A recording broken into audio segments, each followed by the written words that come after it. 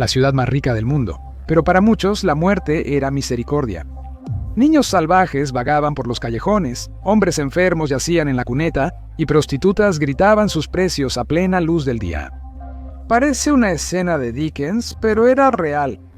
Este es el East End de Londres a inicios del siglo XX y era peor de lo que dicen los libros de historia. Hoy, en el show de infografías, lo contaremos todo. Londres, capital del Imperio Británico, era la ciudad más rica del mundo, con una riqueza inimaginable en manos de unos pocos. Mientras tanto, 500.000 de sus 5.6 millones de habitantes vivían en barrios bajos descritos como abscesos y llagas putrefactas, un verdadero infierno en la tierra. En 1902, Jack London se infiltró de incógnito y su libro, La gente del abismo, mostró un horror urbano casi increíble. London pensó erróneamente que el corazón del Imperio Británico ofrecería un nivel de vida básico como en Estados Unidos. Estaba equivocado. Estados Unidos sí tenía mucha pobreza, pero lo que Jack London vio en Inglaterra lo estremeció hasta los huesos. El abismo al que me refería era la vasta zona de miseria y suciedad humana en el East End, no solo un vecindario, sino los barrios bajos más desesperanzados de la ciudad. Gran parte del este de Londres se volvió un vertedero industrial para los pobres. Las calles estaban llenas de edificios en ruinas, familias enteras viviendo en una sola habitación infestada de ratas, humedad y enfermedades. Violencia, adicción y muerte prematura eran comunes. Muchos ni tenían hogar. Comencemos con los menos pobres entre los más necesitados. Tomemos el caso de un ajustador, un obrero calificado sin trabajo estable, que vive con su esposa y 2 hijos. No eran los peor parados. Rentaban una habitación llamada agujero, donde los 4 compartían una cama. La renta costaba 7 chelines semanales, unos $1.70 menos de lo que los obreros peor pagados ganaban en 2 días en Estados Unidos. En San Francisco, los albañiles ganaban de 4.80 a 5.75, diarios más del doble que los ingleses, que rara vez superaban 2 libras semanales. Jack London notó que ni las viviendas más pobres en Estados Unidos eran tan miserables como las que vio en Inglaterra. Y la familia en el agujero ni estaba en el fondo.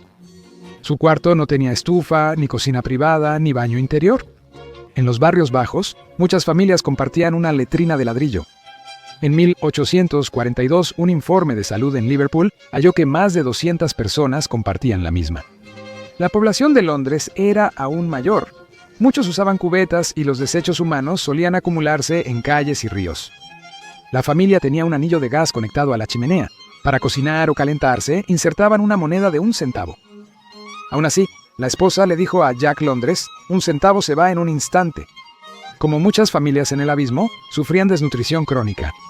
Londres dijo que conoció a una madre soltera con 6 hijos hacinados en una sola habitación. Su hijo adolescente se estaba muriendo lentamente de tisis, tuberculosis. Todos ellos estaban demacrados. El 10% de los londinenses estaban tan desnutridos que no podían trabajar por discapacidad física. Un editor de periódico escribió: «Era casi imposible que los humanos vivieran en un ambiente tan horrible». A lo largo de los 1800, los inmigrantes llegaron en masa a Londres, irlandeses pobres huyendo de la hambruna y judíos de Rusia, Polonia, Alemania y de toda Europa del Este, escapando de la discriminación y la violencia, solo para enfrentarse a más de lo mismo en Londres. Karl Marx, que vivió en el Londres victoriano, afirmó que la clase capitalista se beneficiaba de la inmigración. Esto elevaba la oferta laboral y mantenía bajos los salarios. También causó desarmonía, xenofobia y disturbios ocasionales. Los recién llegados vivían con los más pobres de la ciudad, antes llamados alimañas humanas, lo que causaba hacinamiento, xenofobia y disturbios. Las alimañas ya tenían a quien culpar, alentadas por una prensa elitista que ignoraba la desigualdad y el sistema de clases. Padres enfermos o desesperados solían mandar a sus hijos a trabajar. Los niños ganaban apenas unos centavos recogiendo las 1.000 toneladas de estiércol que dejaban diariamente los 300.000 caballos de Londres. A inicios de 1800 niños de 5 años eran enviados a limpiar chimeneas tóxicas de los ricos, un trabajo tan peligroso que algunos de 8 años morían de cáncer.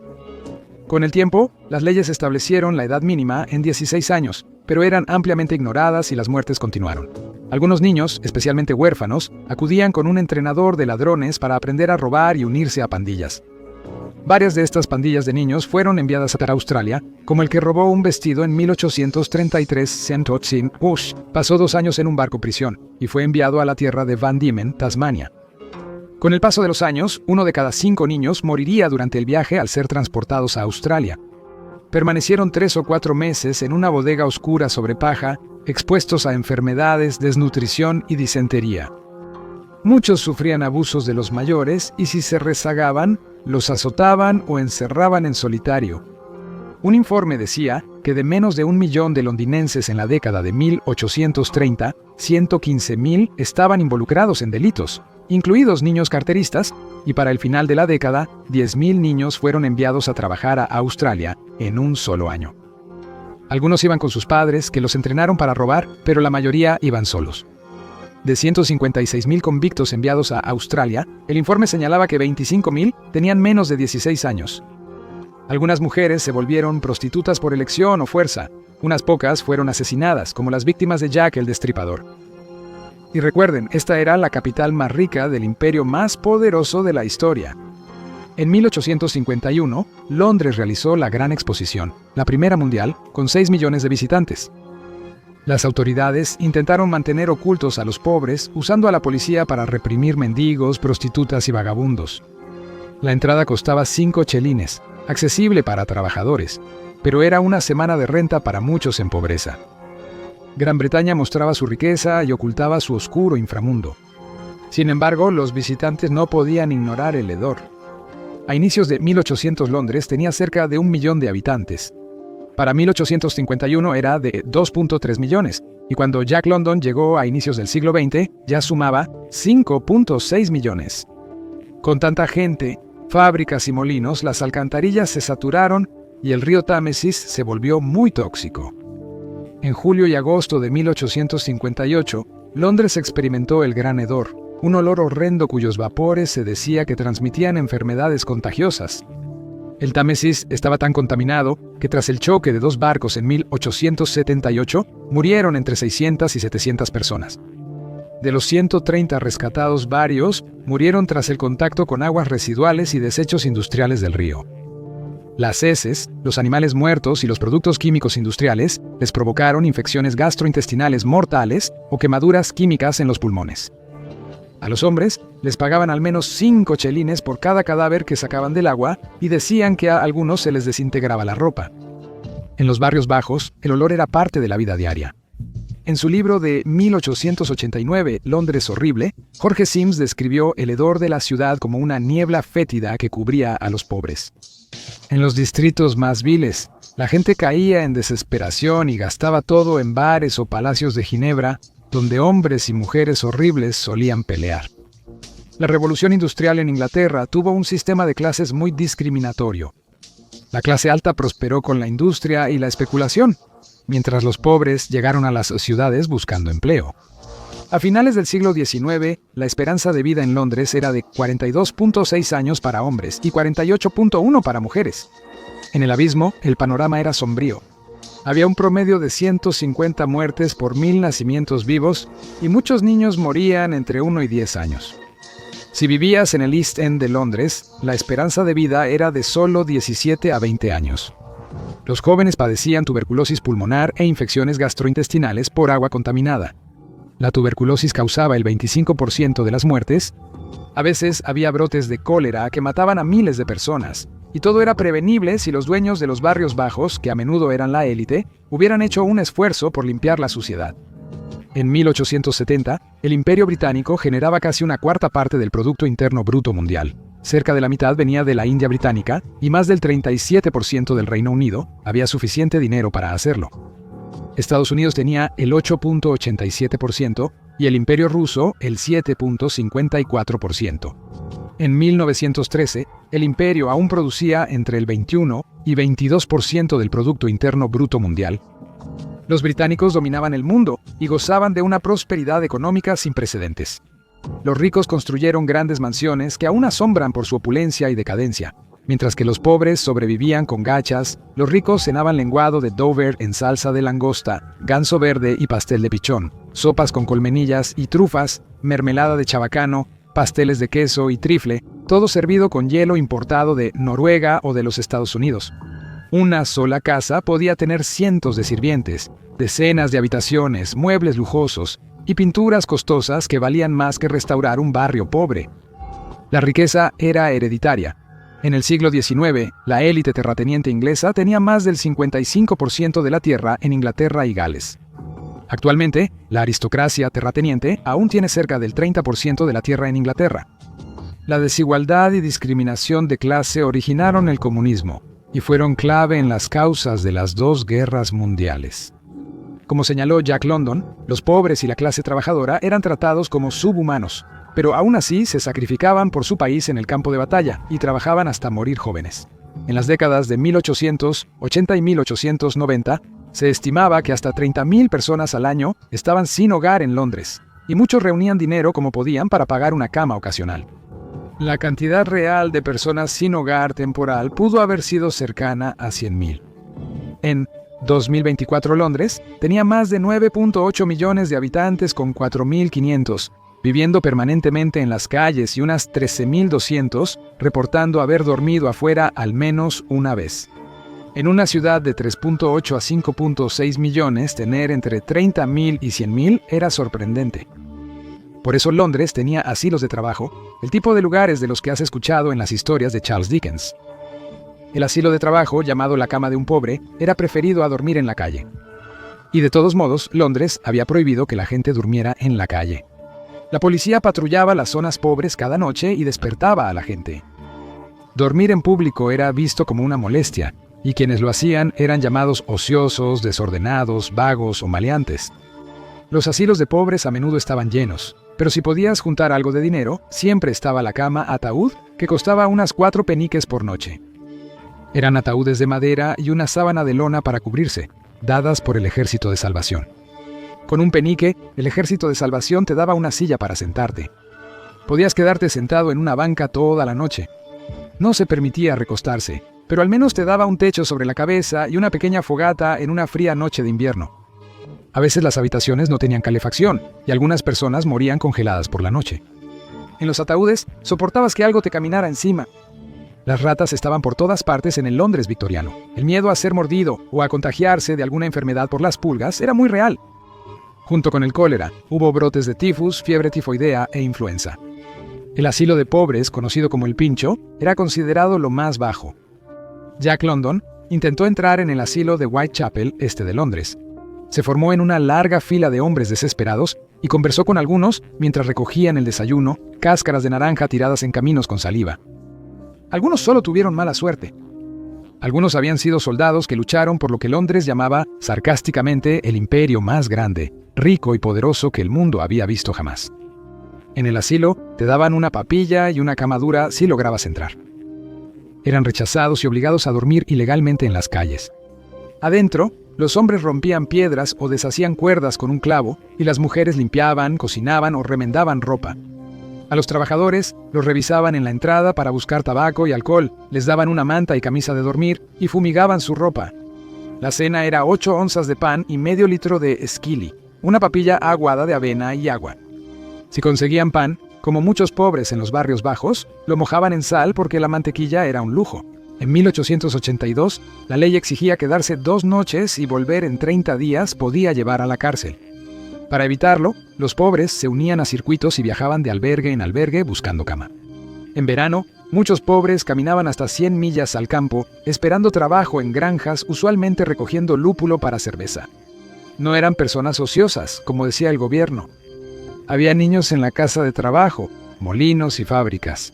La ley de enmienda de la pobreza de 1834, vista como progresista, seguía esperando que los niños pobres hicieran trabajos duros. La ley de fábricas de 1844 limitó el trabajo de niños de 8 a 13 años a 6.5 horas diarias y exigía 3 horas de educación, generalmente impartida por indigentes sin calificación.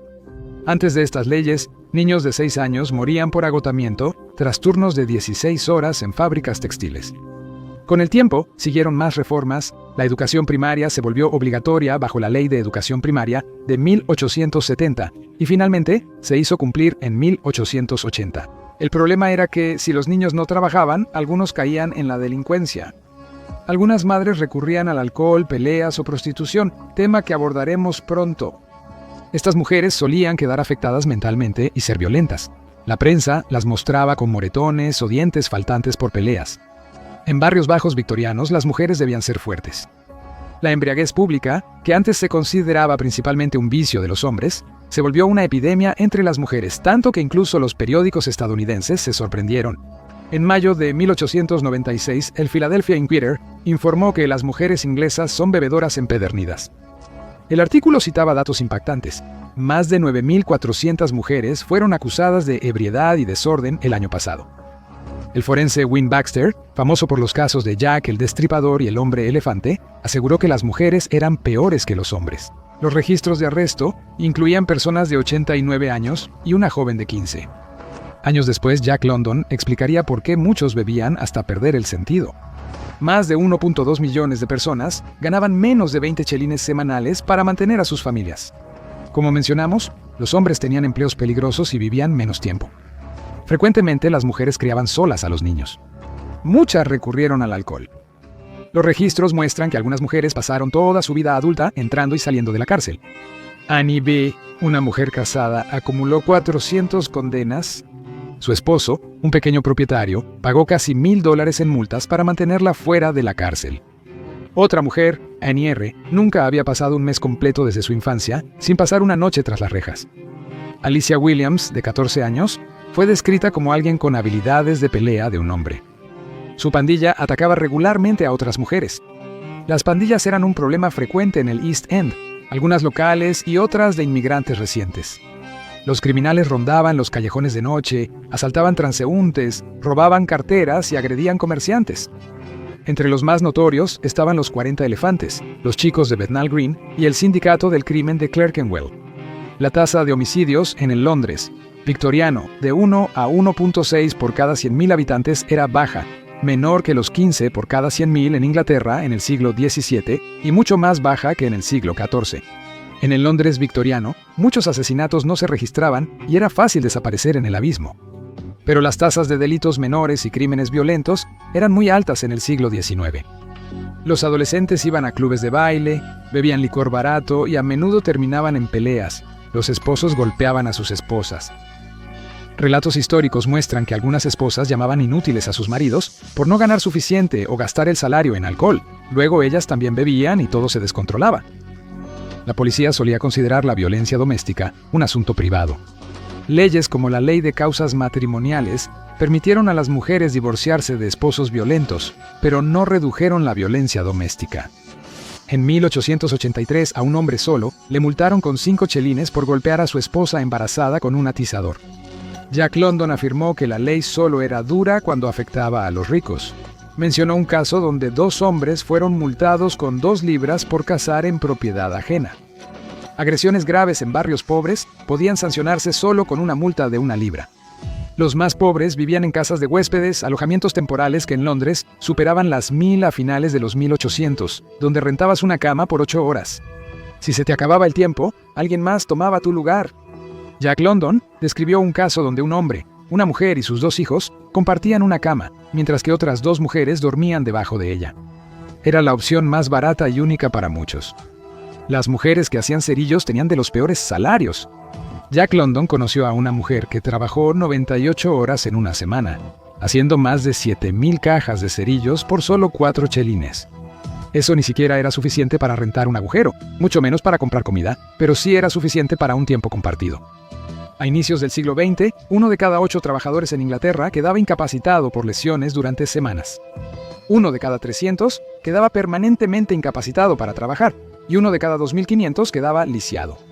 En total, cada año, alrededor de 500,000 personas, entre hombres, mujeres y niños, eran asesinadas, heridas o quedaban discapacitadas por el trabajo. Las chicas de los fósforos, como se les llamaba, solían desarrollar mandíbula de fósforo por trabajar con fósforo blanco. Iniciaba con dolor de muelas y cara hinchada, avanzando a descomposición mandibular y abscesos, a veces causando una muerte lenta y dolorosa. Un crítico las llamó chicas esclavas. En 1888 se declararon en huelga, iniciando protestas laborales de miles de los trabajadores más explotados de Inglaterra, lo que impulsó reformas. Los mineros hombres contrajeron la enfermedad del pulmón negro y a menudo morían jóvenes. Los trabajadores de fábricas enfrentaban químicos tóxicos como arsénico, plomo y mercurio que dañaban nervios, pulmones y causaban cáncer. Curtidores y tintoreros usaban ácidos y venenos que provocaban enfermedades y fallas orgánicas. Los afiladores padecían tuberculosis y silicosis, llamada podredumbre del afilador. Los alfareros sufrían podredumbre del alfarero. Los niños hiladores desarrollaban cáncer del hilador de mulas. Algunas de estas condiciones eran muy evitables si simplemente se hubiera invertido más dinero en la seguridad laboral. 1 de cada 4 londinenses moría dependiendo de la caridad, y en todo el Reino Unido, 939 de cada 1000 personas morían en la pobreza. En el East End, el 55% de los niños moría antes de cumplir 8 años, en comparación con solo el 18% en el West End. En el Londres victoriano, todos mencionaban una ocupación común entre mujeres jóvenes y a veces mayores. En el libro El trabajo de Londres y los pobres de Londres de 1851, Enrique Mayhew documentó la situación de la clase baja inglesa como nunca antes. A diferencia de Jack Londres, Mayhew no era comprensivo y llamaba a la prostitución perversa degradación de los encantos femeninos. Su investigación reveló que las mujeres victorianas ocupaban distintos niveles en el trabajo sexual, desde acompañantes de alto nivel hasta mujeres mayores y enfermas que atendían a borrachos en callejones peligrosos. Para algunas, lo mejor a lo que podían aspirar era ser tomadas como amantes por un hombre adinerado. Estos hombres ricos hacían examinar a las mujeres para confirmar su virginidad y si aprobaban, les pagaban bien. Las enfermedades venéreas, como la sífilis, eran tan comunes en Londres que había bares para personas sin nariz donde podían beber sin vergüenza. Los clubes para gente sin nariz no eran ideales, así que los ricos pagaban por vírgenes, las alojaban y esperaban fidelidad. Cuando Mayhew realizó su estudio, la población de Londres era de alrededor de 2 millones, y él estima que había hasta 80.000 prostitutas. Otras fuentes decían 50.000, pero la policía reportó menos. Aparecían de muchas formas, no siempre visibles para las autoridades, ni limitadas a los 200 o 400 burdeles conocidos en la ciudad.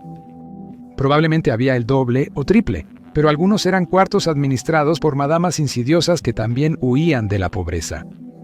Mayhew contó que las hijas eran preparadas para la prostitución. Una madama las vestía llamativamente, las vigilaba y las hacía caminar por las calles. Si intentaban huir o desobedecían, las trataban brutalmente. Escribió que Londres estaba llena de estas desgraciadas. Muchos vendían flores, bailaban o tocaban música como segundo empleo. Debido a que muchos hombres morían jóvenes o iban al extranjero por el servicio militar y no regresaban, las mujeres, con pocas oportunidades laborales, superaron a los hombres en número en la Inglaterra victoriana, con 104 por cada 100 hombres. Por eso la prostitución era tan común. Algunas prostitutas eran acompañantes independientes. Una francesa entrevistada por Mayhew tenía un departamento en el oeste de Londres y recibía clientes 4 o 5 veces por semana sin que su esposo lo supiera. El dinero era demasiado bueno. Ella dijo que cuando era niña, un hombre le pagó a su familia pobre en la Francia rural y la llevó a la ciudad para una vida mejor. Algunas prostitutas de clase alta conocían a clientes adinerados en teatros, casinos, salas de música y palacios de Ginebra. Las mejor pagadas ganaban de 20 a 30 libras a la semana. Incluso las llamadas acompañantes de clase alta de menor categoría ganaban de 5 a 12 libras a la semana, mucho más que las mujeres que trabajaban y a veces morían en las fábricas. En 1870, las operadoras de telégrafos solo ganaban 8 chelines a la semana. Un maestro o policía ganaba de 2 a 3 libras semanales y un artesano calificado hasta 10 libras. Los salarios de las prostitutas independientes bajaban constantemente de 1 libra semanal a 12 chelines o menos al descender en la escala. Aún así, estas mujeres tenían relativa libertad y ropa elegante. En la década de 1840, de cada 10.000 prostitutas arrestadas, solo 22 tenían alta educación, 351 sabían leer y escribir bien, más de 6.100 apenas eran alfabetas y casi 3.500 eran analfabetas. La mayoría de las prostitutas de clase baja eran analfabetas y vivían en cuartos baratos administrados por una mujer mayor, quien se quedaba con casi todas sus ganancias. Había burdeles ocultos en todos lados, algunos muy brutales. Las mujeres estaban bajo un control estricto. Las dueñas a menudo contrataban a un matón, un hombre violento, para mantenerlas en línea. A veces se contrataban niños para vigilarlas, como espías, según Mayhew. Muchas mujeres eran encerradas y obligadas a atender hasta a 12 hombres en una sola noche. Y recuerda, estas personas no tenían bañeras. En ciertos barrios pobres, solo había un arroyo de aguas residuales como fuente de agua. Pero no todo era dolor y trauma. Para divertirse, los pobres cantaban canciones y jugaban a la rayuela. Iban a los mercados a ver peleas de ratas y disfrutaban morbosamente incendios o ejecuciones públicas. Visitaban manicomios para ver a los locos y a menudo iban a escenas del crimen. Pero los pobres se volvieron entretenimiento. Su miseria avivaba el interés público por la pornografía de la pobreza victoriana, historias de pandillas infantiles, mujeres caídas y violencia alcohólica. El turismo por los barrios bajos se volvió de moda. Los visitantes paseaban por Whitechapel, Spitalfields y Shoreditch, a veces por curiosidad morbosa, a veces para participar en lo que un escritor describió como placeres culposos. Incluso los estadounidenses hablaban de ello. Turistas ricos a veces iban disfrazados, con títulos nobiliarios, buscando fumaderos de opio o prostitutas. Para algunos, la anarquía anónima y el caos del barrio bajo resultaban emocionantes en comparación con su relativa seguridad. La princesa Alicia de Hesse, tercera hija de la reina Victoria, a veces visitaba los barrios bajos. Algunos ricos que iban a los barrios bajos tenían buenas intenciones, pero la mayoría de turistas y lectores de clase media y alta mostraban poca simpatía.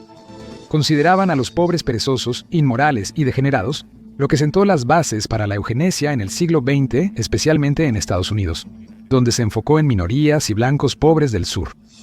En Inglaterra, los cambios fueron graduales y pocas veces impulsados por la clase alta. Fueron los hombres y mujeres trabajadores, junto con activistas de clase media, quienes escribieron, protestaron, se amotinaron y a veces sacrificaron sus vidas para conseguir mejores salarios y condiciones. Sin ellos, quizá no habría habido reforma. El Londres victoriano era un infierno para los pobres y el territorio de uno de los asesinos más temidos. Mira, no vas a creer quién es Jack el Destripador. Una nueva prueba de ácido desoxirribonucleico revela su identidad para descubrir la impactante verdad detrás de la leyenda, o haz clic en este video en su lugar.